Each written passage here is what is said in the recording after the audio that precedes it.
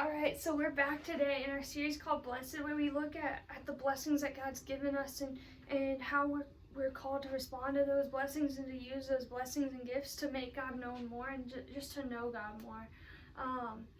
Today would be Matthew 5:5, which says this: Blessed are the meek, for they will inherit the earth.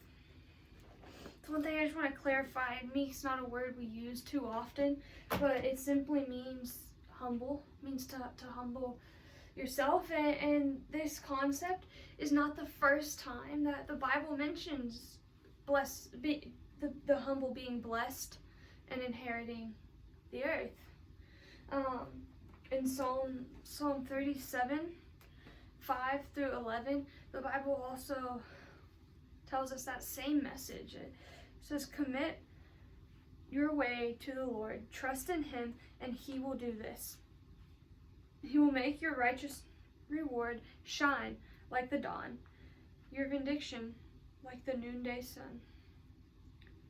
Your vindication like the noonday sun. Be still before the Lord and wait patiently for him. Do not fret when people succeed in their way, when they carry out their wicked schemes. Refrain from anger and turn from wrath.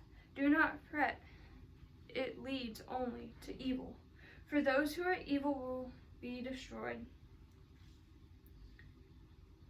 but those who hope in the Lord will inherit the land. A while later the wicked will be no more. Though you look for them, they will not be found. But the meek will inherit the land and enjoy peace and prosperity. Again, the meek will inherit the land. They will enjoy peace and prosperity. But here's the thing, y'all. We are called, first of all, yes, to live a humble life and a meek life. But what does that mean? It means to put others first. That means to put others before ourselves. This is something I personally have learned more so recently. Haven't always done this.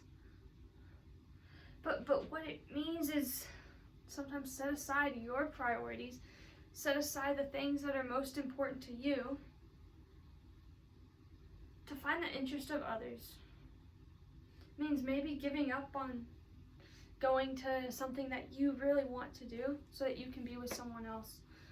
Maybe it means helping someone else out with something that you just don't really like. But it's a way of helping, it's a way of serving. We're called to put others before ourselves so that they too can know God more. This, however, contradicts what the world tells us. Because the world tells us that we need to have power. But the world and the gospel don't align.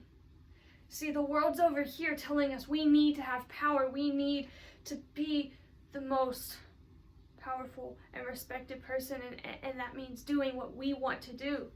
But the gospel says we need to serve. The gospel says we need to put others first. We need to humble ourselves.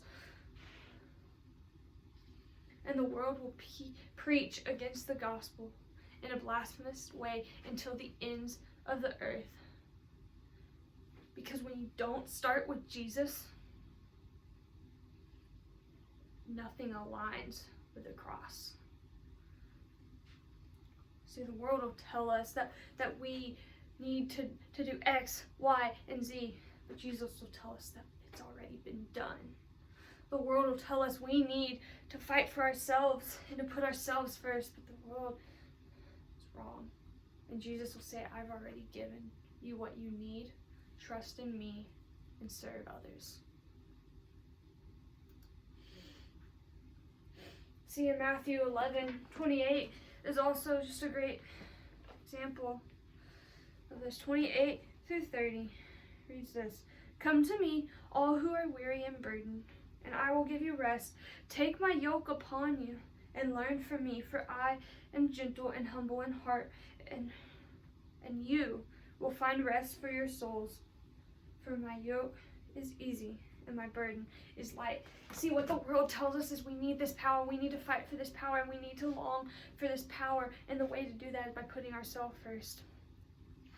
But that's burdensome. That's burdensome. See, Christ has taken that burden off of us. Come to him, for his yoke is easy, and his burden is light. But if we follow the gospel and humble ourselves, we'll be rewarded in heaven. Here on earth, if we strive after what society tells us to seek first the power that comes with putting yourself first, we'll never be rewarded the way that God has intended for us to be rewarded, because we'll only be rewarded here on this earth. But when we come to Christ, just as he calls us in Matthew, saying, "Come to me, all who are weary and burdened, and I will give you rest." God will take that burden off of us, and the world will be given to us when we humble ourselves and we follow Christ the way that he's called us to. I've talked before about humility and how it's always been something I've struggled with. At least I mentioned it a little bit. But when we humble ourselves and follow God, the love of Christ can be seen to its fullest extent, because when we try to share God's love and we haven't first humbled ourselves, it's not about God's love. It's just not. When we try to share God's love without humbling ourselves, it becomes about us.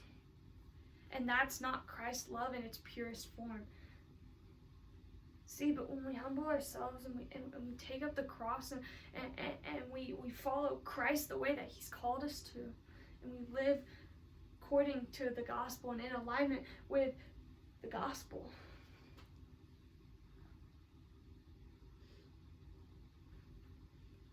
Christ can be seen through us. It needs to be a lifestyle. The way that we live needs to be for Christ.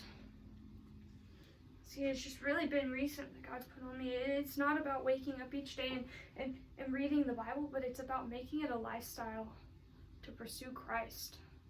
It's not about making that choice each day that you wake up. It should be a lifestyle. It should flow out of you. And you should pursue Christ at all costs, just as the Father has done for us. He's given everything up to follow us. We're called to do the same, but that requires humbling ourselves. That requires taking out the pride.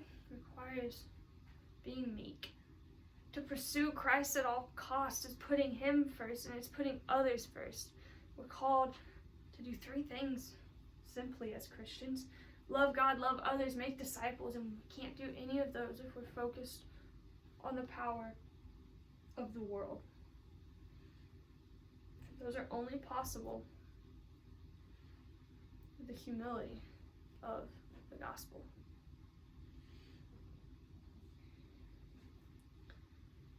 We're called to humble ourselves and to follow Christ, and we're called to humble ourselves,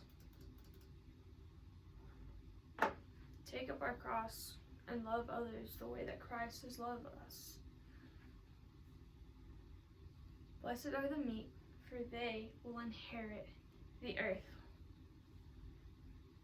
We have blessings out there for us, including the earth. The world will belong to us if we follow Christ the way that he's called us to follow him, if we follow God the way that he's called us to follow him. Blessed are the meek, for they will inherit the earth.